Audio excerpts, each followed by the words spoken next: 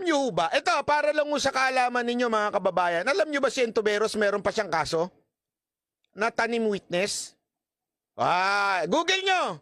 Hindi ako, Google nyo ho. Makikita nyo yan.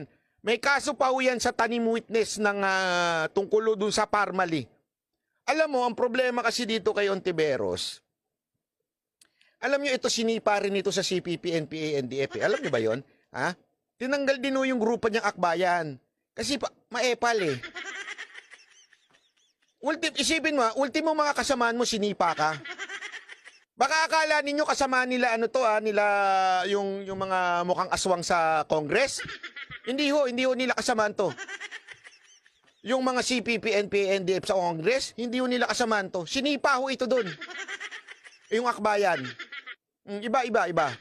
Baka kasi ma-confuse kayo. Iba ho yun. So, alam